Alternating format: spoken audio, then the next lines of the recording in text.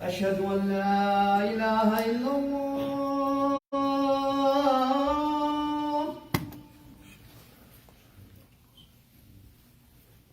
أشهد أن لا إله إلا الله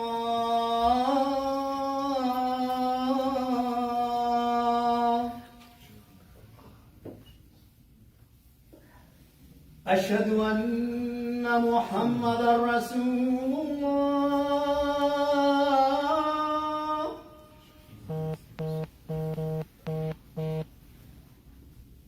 أشهد أن محمدا رسول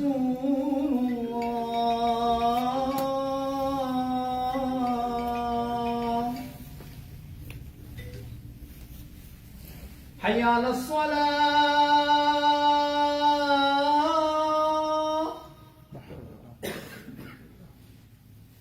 حي على الصلاة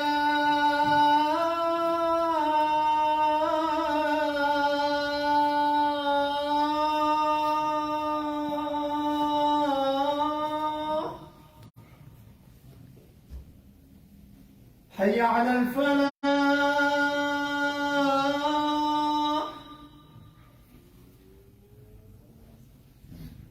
حي على الفلاح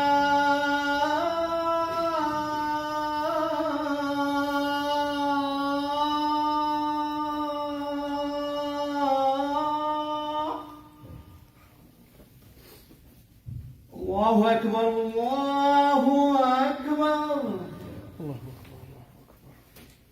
لا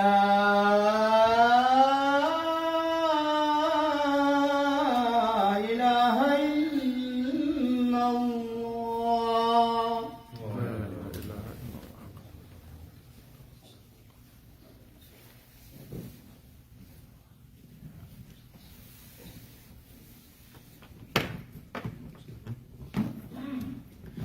إن الحمد لله نحمده ونستعينه ونستهديه ونعوذ به من شرور أنفسنا ومن سيئات أعمالنا من يهده الله فلا مضل له ومن يضلل فلا هادي له وأشهد أن لا إله إلا الله وأشهد أن محمدا عبده ورسوله رب اشرح لي صدري ويسر لي أمري واحلل عقدة من لساني يفقهوا قولي ثم أما بعد. Allah Azza wa Jal reveals in the Quran a story of a good woman, a pious woman. That is the wife of Imran. And the ayah begins by saying, بعد أعوذ بالله من الشيطان الرجيم بسم الله الرحمن الرحيم إذ قالت امرأة عمران رب إني نذرت لك ما في بطني محررا فتقبل. She says, O Allah Azza wa Jal, I have consecrated what is in my womb to you. So she's pregnant, and she's saying, whatever is in my belly, whatever is in my womb, I'm going to consecrate that to you, Allah Azza wa Jal. Put them in your service. And Allah Azza wa Jal, He says, فَلَمَّا وَضَعَتْهَا, He tells us the story. She finds out that what Allah Azza wa Jal has blessed her with was not a male as she had expected. And that in some way breaks some mental context that she has. Some model was broken in her mind. She expected, if I'm going to consecrate this child to you, Ya Allah Azza wa Jal, and this person is meant to uplift the nation, unite us, bring us towards some mission, accomplish something vast, something big, her mind perhaps went to naturally towards someone that is male, someone that has a male sex. And that is a really interesting thing, subhanAllah. Because the reality is, she made the dua in full hope that Allah Azza wa Jalla will accept. And Allah Azza wa Jalla says that He has accepted the dua. And we will see later, as we explain this and we go through this and we go through other examples, that Allah Azza wa Jalla did in fact answer her prayer fully. But it is not how she expected it. It is not how she expected it. This is, mind you, not to say that the males are better than females or females are better than males. It has nothing to do with that kind of equivalency. They are equal in different ways. They have entirely different purposes, right? So what we find is, she says, رَبِّ إِنِّي وَضَعْتُهَا أُنْثَى وَاللَّهُ أَعْلَمُ بِمَا وَضَعْتُ. She says, oh Allah Azza wa Jal, I've given a female child. And Allah Azza wa Jal knows. Of course Allah Azza wa Jal knows. He's the one that gave. He's the one that blessed. He's the one that gave the rizq. وَلَيْسَ الذَّكَرُ كَالْأُنْثَى. And so they are not the same. They are not equal. And like I said, that does not mean they are not of equal stature. It's not about stature at all. It's about different functions, about different utility. So what we find and we start to learn from this thread of ayat is that even the pious, when they make dua, it doesn't always work out the way they imagine. It doesn't always work out. And the intention, check, is good. The person making the dua, check, is good. The acceptance from Allah, check, is there. What gives? The reality is, we don't know what is good for us. The reality is, Allah mentions this many times in the Quran. Allah ya'lamu wa antum la ta'lamun. Allah Azza wa Jal knows and you do not know. Even the malaika, they're like, are you going to put this mankind on this earth to ruin it and make it worse and da da da da? And Allah Azza wa Jal, I know what you do not know. So constantly what we see is even the malaika can't get it right. And so if that is the case, a lot of times what happens is we ask internally, is this maybe something, is this like my wrongdoing? Is my dua not being accepted because I am not good? Is it because my connection with Allah Azza wa Jalla isn't quite there? Is it because of the dhunub that I'm committing? We're all committing sins. We're all committing sins. So the question is it my sins? Is that what's blocking? Like, what is it? Maybe I'm not in good standing with Allah Azza wa Jalla. Maybe I need to, and maybe you should. Maybe we should. But the reality is, we have to look at the entire context. And so our eyes are drawn to Sayyidul Khalq, the best of mankind, the best creation that ever was, that ever will be. Nothing will be better than the Rasul alayhi salatu wasalam. No creation is better than the Rasul alayhi salatu wasalam. And so what we find is, even the Rasul alayhi salatu wasalam, he makes dua for whom? His uncles, his grandpa. He's doing his very best. He says, Ya Allah, this is Sayyidul Khalq.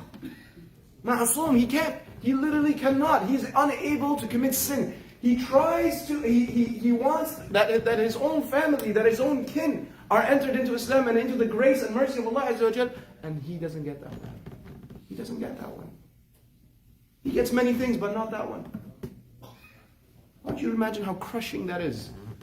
I want you to imagine how crushing that is for not just us folks. Allah Azza wa Jal describes the Muhammad as Rahim. He's so merciful. Rasul is not just thinking about his immediate family. He's thinking about his immediate family, and the family beyond that, and the friends therein, and the society at large then, and the society today. That's the Rasul ﷺ. That's the kind of person he is. This is it's absolutely crushing when you think that I'm able to, alhamdulillah, through the mercy of Allah Azza wa Jal, show this person the right path and they follow it, but I'm unable to do so with my own grandpa. The person that I love, that raised me, that took care of me. That is crushing. And it is then that we understand. إِنَّكَ لَا تُهْدِي مَنْ أَحْبَبْتُ وَلَكِنَّ اللَّهَ يَهْدِي مَنْ يَشَاءُ. Allah Azza wa Jalla reveals in the Quran, He says, you don't get to just guide whomever you want into Jannah. It's not how it works. Your role is to make the da'wah, the call. That's your role. That's your role. And so what we start to see is, at the end of the day, the Rasul ﷺ, being who he is, still the dua doesn't fall in the way he expected it to. I'll give you other examples. I want you to look at Musa alayhi salam. Look at the difference between these two. Musa alayhi salam, his mother is told to throw her child into a basin, into a river. Literally just like trust fall. Just like put him in this basin, follow Allah Azza wa Jalla. Allah Azza wa Jalla will lead you there. Full tawakkul. Entire reliance on Allah Azza wa Jalla. Well, maybe it sinks. Maybe maybe it bumps onto a rock and he falls. Maybe 1,000 things. But through some unfathomable, truly unfathomable link of events, some incredible series of events, what we see is that Allah Azza wa Jalla reunites the mother with Musa in what? Hours. Before the next meal. Wallahi, before the next meal, ya subhanallah. So one person makes dua, Musa makes dua, gets answered like almost immediately. And with miracles, mind you. Not just like, it wasn't just like, oh, I'm hungry, making me full. Miracles. Like the taghi of the time, the absolute worst person that you can imagine of the time is the person that takes him in. Miracles. Actual miracles. And this is Musa alayhi salam. Now compare that. Now Musa is not a prophet, is she? She's not. She's not a messenger. She's a good woman. As far as we can tell, that's about it. Yaqub alayhi salam is a prophet. Yaqub alayhi salam is a prophet. Son of a prophet. His lineage, his whole entire lineage is holy. That's Yaqub alayhi salam. And through some series of events, he loses his son. And he makes dua. And he makes dua. And he makes dua. So much so, he lost his eyesight. That's how much crying and desperation that he's asking for Allah Azza wa Jal. A prophet, alayhi salam, doesn't get answered. Doesn't get answered. And so Yusuf goes through all these tribulations until finally, years later, and an entire, literally, like, whole decades passed before he finally gets reunited, before he sees the result of his dua. Now I ask you this. Did Allah Azza wa Jal answer Yaqub alayhi salam any lesser than he answered Musa? La wallahi. La wallahi. Like there's something that there are two fighting factions in our mind, logical factions that are fighting. One is that we know that Allah Azza wa Jalla in Surah Al-Baqarah, He says, وَإِذَا سَأَلَكَ عِبَادِي عَنِّي فَإِنِّي قَرِيبٌ أُجِيبُ دَعْوَةَ الدَّاعِ إِذَا دَعَانِ. This is a promise from Allah Azza wa Jalla. You make a dua, I answer. End of story. Full stop. Muslim, whatever, doesn't. إِذَا سَأَلَكَ عِبَادِي. Ibadi is slave. That's everybody, by the way. That is literally everybody. وَإِذَا سَأَلَكَ عِبَادِي عَنِّي فَ The fa تفيد السرعة. Fa means quickly, swiftly. I will immediately, instantaneously answer. فَإِنِّي قَرِيبٌ أُجِيبُ دَعْوَةَ الدَّاعِ. Allah Azza wa Jal, min asma'ihi, of His names is Al-Mujib. What is Mujib? Mujib means He is in a constant state of ijabah. Constant state of answering. That means there's nothing that passes by that He doesn't answer. Not one small iota of a question. Even before we make the question, even before we ask, Allah Azza wa Jal Sami'un Alim, He knows what's in our hearts. He knows what we want. We don't even need to. We don't need to natalaffaz biha. We don't have to actually voice it. He knows. He knows. And Allah Azza wa Jal Rahim. Rahimun bi'ibadihi. And so He is merciful and He wants the best for us. He really does. And so if He really wants the best for us, and we are making a dua, and we say, Ya Rabb, we stay, we're like, I really want this. I'm going to be a better person because I want this so much. Ya Allah, I'm going to stay up nights, I'm going to fast, I'm going to give sadaqah, I'm going to do this, I'm going to do everything I can, and I'm staying in qiyam, and my sajda is taking so long, and I'm saying like, Ya Rabb, Ya Rabb, if I don't get this job, Ya Rabb, I'm going to be kicked out. I'm so desperate. Ya Rabb, my family, my own siblings, my child, they're losing the faith. Ya Rabb, help. Ya Rabb. And you're in this state of hopelessness and desperation, knowing for a fact there is no one that can help but Allah Azza wa Jal. Only Allah Azza wa Jal can help. And you're asking with true desperation. You're giving it your best. You really are. And you ask, and you ask, and you ask, and it does not come. How do I reconcile these two things? How do I reconcile Allah Azza wa Jal Al-Mujib, Sami' al-Du'a? How do I reconcile that with the fact that I'm asking so desperately? I'm not giving it my all. What does it take? What gives? And it is then that we understand how ignorant we are. Truly how ignorant we are. Because our role, our duty as Muslims is to make dua. That is the point. The point isn't the answer or the question. The point is the call that asks for Allah. That is the point. The whole point of it is to ask. Because the reality is, whatever we think is best for us is eons worse than what Allah Azza wa Jal has planned for us. Allah Azza wa Jal has so much better in place for us. And listen, you might not feel it when you're a little bit younger, but as you age, every single one of us has seen sometime when we've made a dua, oh Allah, I want to go right, Allah, or I want to go left, Allah Azza wa Jal puts you right, and you're like, whoa, I never expected I'd ever be here. This is amazing. Every single one of us has felt it. But, wallahi, there's not, I dare you. Here's my bet with you. Go speak with anybody and find out a time where they made a dua where the result wasn't better than what they asked for. Allah Azza wa Jal wants what's best for us. It just doesn't need our mental model because we're feeble humans. This is as far as our brain takes us. We think to get to where we want, I need to go this step here, then that step here, and I need to secure that job, and then I need to marry that particular wife, and I need to wait. This is our plan for ourselves because we think we know, but the reality is like, we plan and we do everything as we will, but we will never be the kind of planners that Allah Azza wa Jal is. Forget that. Look at Ibrahim alayhi salam. Ibrahim alayhi salam is one of the greatest thinkers. And what you see is his dua is so precious and so well thought out. Allah Azza wa Jal features it not once but twice in the Quran. Allah Azza wa Jal features his dua. The famous dua. What does he ask for? Does he ask just for his son? No. He asks for his son and his son's son and the generations that passed, and down to the detail of where are they going to get rizq from, down to the fact where are they going to live, what kind of place is it going to be, how are they going to get revelation, what kind of person gives them revelation, in what form do they give them the revelation in. That's how much forethought Ibrahim alayhi salam did. That's how much forethought he put it. That's how much forethought he did. And he got it so close. And we know this because Allah Azza wa Jal mentions it, like I mentioned twice. The first time mentions it exactly how Ibrahim alayhi salam made the dua. The second time, how Allah Azza wa Jal executed that dua.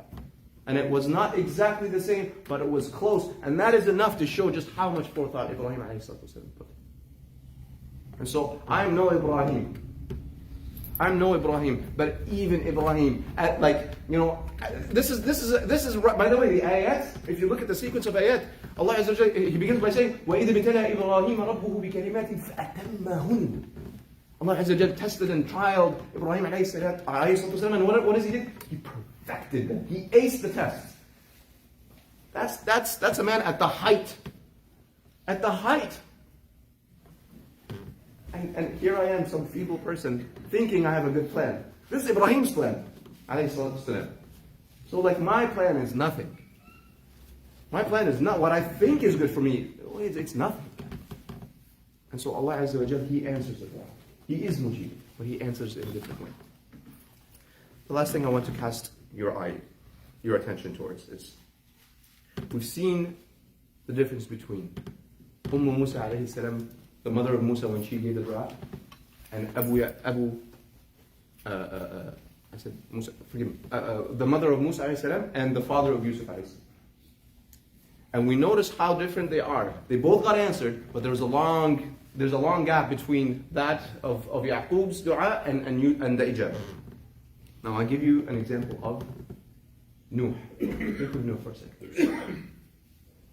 Nuh alayhi salam lived to see generations getting corrupt. He was patient enough that he not only he tried to give da'wah to the first generation, and he saw with his own two eyes the young boys, the young children. We all do the same thing. We get out of this khutbah, inshallah there will be young children, and I don't know, they just they give you joy in your heart. You just see they're just so innocent. They're so innocent, and Nuh got to see that, got to interact with them, got to make friends with them, and got to see them getting made corrupt. And he's still giving da'wah. And those kids that were corrupt started aging, and they became more corrupt, so much so that they now had their own progeny that they were corrupting. And on and on. I want you to imagine just how crushing that is, and how patient Nuh was. He kept at it. And he kept, maybe the next generation, maybe the next generation, maybe the next generation. And I want to ask you this.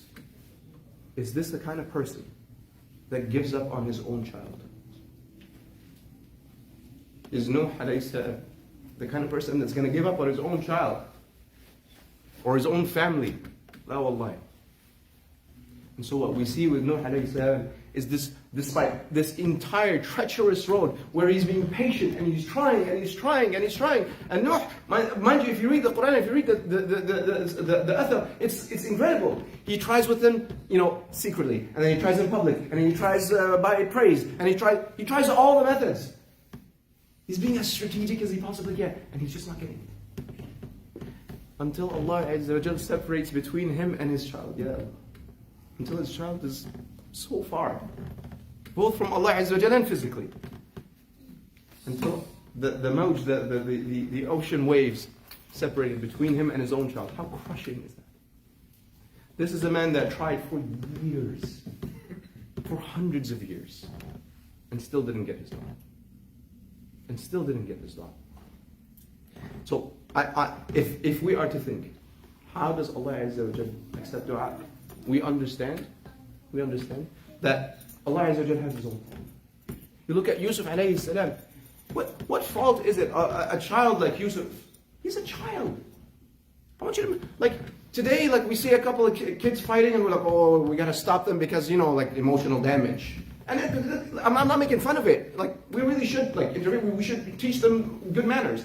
But I want you to imagine, Yusuf's own brothers ditched him in a well. In a dark well. What fault of it? What fault? He's a child. He's a child. What is it? Is it what did he do wrong? A lot of them are maybe it's because they're old, they're takfir dhunub, Allah Azza wa Jalla is lightening their sins because they've committed sins. What fault is this? Why would Yusuf alayhi salam have to go through this and then get sold as a slave and then get put into Bayt al-Aziz and we know the events. And so when we read the surah, when we read Surah Yusuf and we read the story, what we notice is Allah Azza wa Jalla gives us kind of essentially a God's eye view, because it is. Right? We get to see it from afar. We get to see all the events unfolding. So we as the reader are aware. But I want you to read the surah from the perspective of Yusuf first. And then read it from the perspective of Yaqub. And then from the perspective of their brothers. And then I want you to truly try that.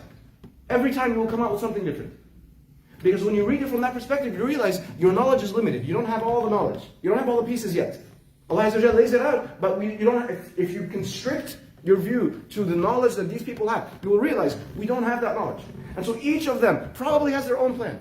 Probably has their own plot progression that they think is going to happen, but it's not how it works out.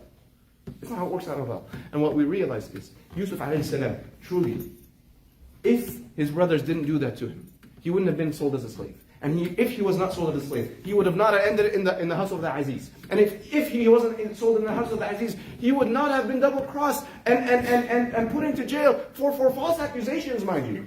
He didn't do anything wrong. For false accusations, he wouldn't have ended in that jail. And if he hadn't ended in that jail with convicts and all manner of difficult and bad people, he wouldn't have met those particular convicts. And had he not met those particular convicts, he wouldn't have been recommended to the king at the time and saved millions from starvation.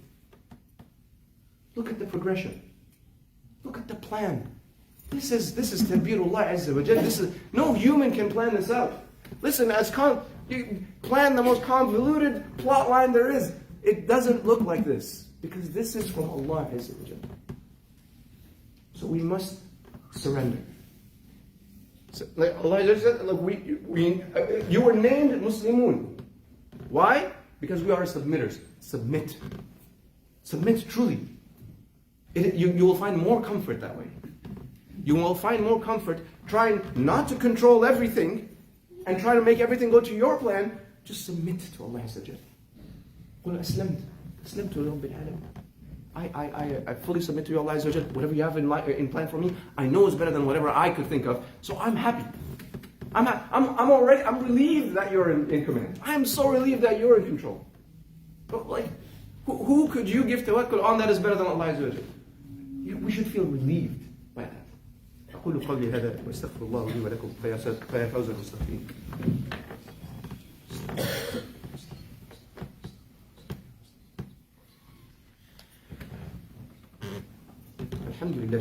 والصلاة والسلام على سيد المرسلين. The reason I started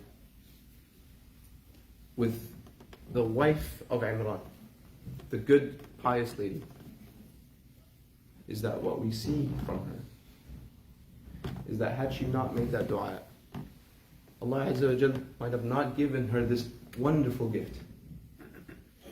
And so she named her Maryam. And what we see from Maryam is that, like I mentioned, that وَلَيْسَ الذَّكَرُ كَالْأُنْثَى, they are not the same. But you know what Maryam did? You know what Maryam did that no male prophet can ever do? Give birth to a prophet. She gave birth to Isa alayhi salam. And no one that I know of is elevated like Maryam alayhi salam. Like Maryam Isa alayhi salam. How do we know this? Look at the Quran. Isa ibn Maryam, Isa ibn Maryam, Isa ibn Maryam, Isa ibn Maryam, Isa ibn Maryam, Isa ibn Maryam. Everywhere you see Isa ibn Maryam. Who gets that elevation? There's no Muhammad ibn Abdullah. Muhammad, it doesn't exist. Yusuf ibn Yaqub, it's not there. This is for Maryam. This is for Maryam. This is a special thing for Maryam. This is the kind of lady she was. This is the kind of life she led. And if you read more about her, you will understand, you will realize that truly, truly the dua was accepted. Truly the dua was accepted.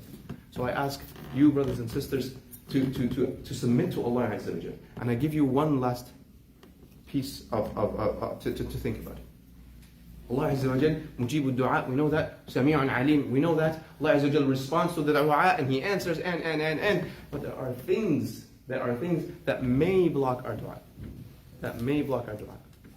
Rasulullah, He describes a man. He describes a man that is in desperate need. In desperate need. His face and his hair tells of difficulty and hardship.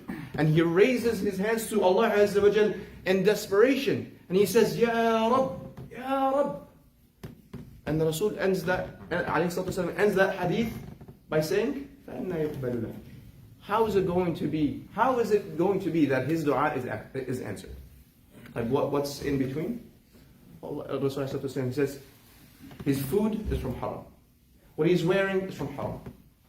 Like we have to be very, very attuned and very careful to how we're investing in ourselves. Where exactly are we putting our time and money and effort? And Allah Azza wa Jal can be upset with us. But this is a religion of hope. Ours is a religion of hope. Ours is a way of hopeful life. And Allah Azza wa Jal, and the Rasul, forgive me, he says, Inna sadaqata letutfi'u. Rasul, he says, giving sadaqah quite literally quenches the anger of Allah Azza wa Jal. Puts out the fire. Quenches the anger of Allah Azza wa Jal. It's a simple act. It's a very simple act. And then the Rasul ﷺ makes it even more simple. He explains further and he says, and so what is sadaqah? He says, the smile in your brother's face is a sadaqah. The way you treat your spouse is a sadaqah. The way you treat others is a sadaqah. The way everything's a sadaqah. This is a sadaqah, that's a sadaqah, that's a sadaqah. Just be a good person. Just interact well with others. Take care. Literally feeding your own family is sadaqah. Like, you were going to do it anyways. Have the niyyah. Like, are you not going to feed your child? You're going to do it. So I might as well have the niyyah. Take the sadaqah. And that puts away God's anger. That puts away Allah Azza wa Jall's anger. اللهم ربنا اهدنا يا رب لك الحمد على ما أعطيت لك الحمد على ما أعطيت لك الحمد على ما أمسكت يا رب لك الحمد أولا وآخرا وأبدا. Oh Allah Azza wa Jalla, show us the straight path for what it is and allow us to follow it, and show us the false path for what it is and allow us to abstain from it. Oh Allah Azza wa Jalla, draw us near to you, Allah Azza wa Jalla, and accept our dua. Oh Allah Azza wa Jalla, make us of those that ask you in the deepest of night and in the earliest of mornings, Ya Rabbil Alameen. Make us of those that constantly ask you and that are in constant remembrance of you, Ya Allah. Wa akhiru da'wana alhamdulillahi rabbil alamin wa salatu wa salam ala sayyidina Muhammad.